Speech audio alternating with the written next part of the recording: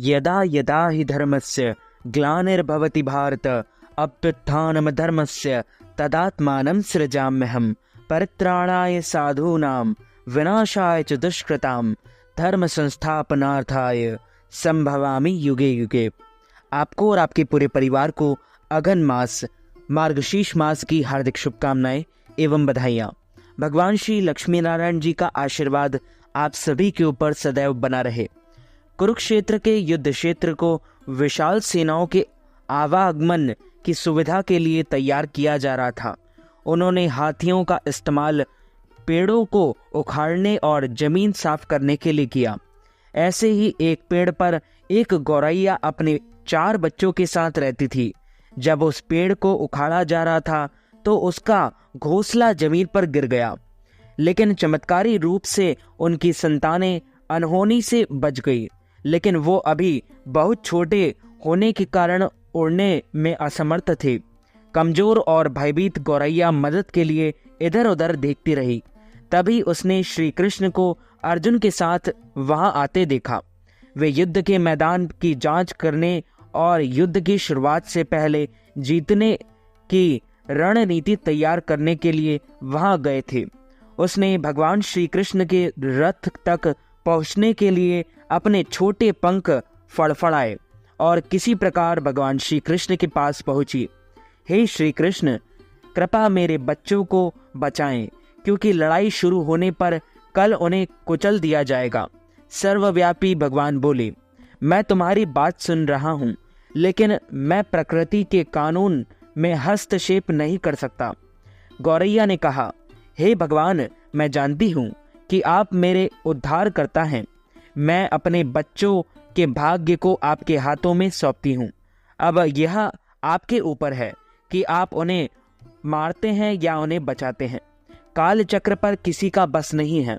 भगवान श्री कृष्ण ने एक साधारण व्यक्ति की तरह उससे बात की, जिसका आशय था कि वहां ऐसा कुछ भी ना किया जाए, ना किया था जिसके बारे में वो कुछ भी कर सकते थे। गौरैया ने विश्वास और श्रद्धा के साथ कहा, प्रभु, आप कैसे और क्या करते हैं वो मैं नहीं जान सकती। आप स्वयं काल के नियंता हैं, यह मुझे पता है। मैं सारी स्थिति एवं परिस्थिति एवं स्वयं को परिवार सहित आपको समर्पण करती हूँ। भगवान बोले, अपने घोंसले में 3 सप्ताह के लिए भोजन का संग्रह करो। गौरैया और भगवान श्री कृष्ण के संवाद से अनभिज्ञ अर्जुन गौरैया को दूर भगाने की कोशिश करते हैं। गौरैया ने अपने पंखों को कुछ मिनटों के लिए फुलाया और फिर अपने घोंसले में वापस चली गई। 2 दिन बाद शंख के उद्घोष से युद्ध शुरू होने की घोषणा की गई। भगवान श्री कृष्ण ने अर्जुन से कहा कि अपने धनुष और बाण मुझे दो। अर्जुन चौंका, क्योंकि कृष्ण भगवान ने युद्ध में कोई भी हथियार नहीं उठाने की शपथ ली थी। इसके अतिरिक्त अर्जुन का मानना था कि वह ही सबसे अच्छा धनुर्धर है। मुझे आज्ञा दें भगवान। अर्जुन ने दृढ़ विश्वास के साथ कहा, मेरे तीरों के लिए कुछ भी अभेद्य नहीं है। चुपचाप अर्जुन से धनुष लेकर कृष्ण भगवान ने एक हाथी को निशाना बनाया, लेकिन हाथी को मार के नीचे गिराने के बजाय तीर हाथी के गले की घंटी में जा टकराया और एक चिंगारी सी उड़ गई। अर्जुन ये देखकर अपनी हंसी नहीं रोक पाई कि कृष्ण भगवान एक आसान सा निशान चूक गए। क्या मैं प्रयास करूं? उसने स्वयं को प्रस्तुत किया। उसकी प्रतिक्रिया को नजरअंदाज करते हुए भगवान श्री कृष्ण ने उन्हें धनुष वापस दिया और कहा कि कोई और कार्रवाई आवश्यकता नहीं है। लेकिन केशव, आपने हाथी को क्यों तीर मारा? अर्जुन ने पूछा। क्योंकि इस हाथी ने उस गौरैया के आश्रय उसके घोंसले को, जो कि एक पेड़ पर था, उसको गिरा दिया था। कौन सी गौरैया? अर्जुन ने पूछा। इसके अतिरिक्त हाथी तो अभी स्वस्थ और जीवित है, केवल घंटी ही टूटकर गिरी है। अर्जुन के सवालों को खारिज करते हुए भगवान श्री कृष्ण ने उसे शंख फूंकने का निर्देश दिया। युद्ध शुरू हुआ। अगले 18 दिनों में कई जानें चली गई। अंत में पांडवों की जीत हुई। एक बार फिर भगवान श्री कृष्ण अर्जुन को अपने साथ सुदूर क्षेत्र में भ्रमण करने के लिए ले गए। कई शव अभी भी वहां हैं जो उनके अंतिम संस्कार का इंतजार कर रहे हैं। जंग का मैदान गंभीर अंगों और सिर बेजान सीढ़ियों और हाथियों से अटा पड़ा है। कृष्ण भगवान एक निश्चित स्थान पर रुके और एक घंटी जो कि हाथी पर बांधी जाती थी उसे देखकर विचार करने लगे। अर्जुन, उन्होंने कहा, क्या आप मेरे लिए यह घंटी उठाएंगे और इसे एक तरफ रख देंगे? निर्देश बिल्कुल सरल था, परंतु अर्जुन के समझ नहीं आया।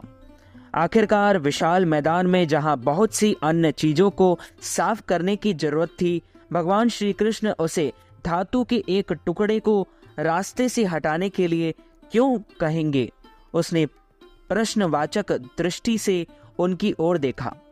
हाँ, यह घंटी, कृष्ण भगवान ने दोहराया, यह वही घंटी है जो हाथी की गर्दन पर पड़ी थी, जिस पर मैंने तीर मारा था। अर्जुन बिना किसी और सवाल के भारी घंटी उठाने के लिए नीचे झुका। जैसे ही उन्होंने उसे उठाया, उसकी हमेशा के लिए जैसे दुनिया बदल गई। 1, 2, 3, 4 और 5 4 युवा पक्षियों और उसके बाद एक गौरैया उस घंटी के नीचे से निकली। बाहर निकल के माँ और छोटे पक्षी कृष्ण भगवान के इर्द गिर्द मंडराने लगे एवं बड़े आनंद से उनकी परिक्रमा करने लगे। 18 दिन पहले काटी गई एक घंटी ने पूरे परिवार की रक्षा की थी। मुझे क्षमा करें हे श्री कृष्ण, अर्जुन ने कहा। आपको मानव शरीर में देखकर और सामान्य मनुष्यों की तरह व्यवहार करते हुए मैं भूल गया था कि आप वास्तव में कौन हैं। और इस मार्गशीर्ष मास की कथा को जो कोई भी पढ़ता या सुनता है, उसके सभी पाप नष्ट हो जाते हैं और उसकी सभी मनोकामनाएं पूर्ण होती है। बोले श्री लक्ष्मी नारायण भगवान की जय, श्री कृष्णचंद्र भगवान की जय। तो मित्रों, हमारे इस ज्ञानवर्धक वीडियो को आप अधिक से अधिक लोगों को शेयर कीजिएगा, लाइक कीजिएगा, कमेंट कीजिएगा और सब्सक्राइब करके बेल आइकन को भी ऑन कर लीजिए। ऐसे ही नई नई वीडियो देखने के लिए आप सभी को सादर जय श्री कृष्ण, सादर धन्यवाद।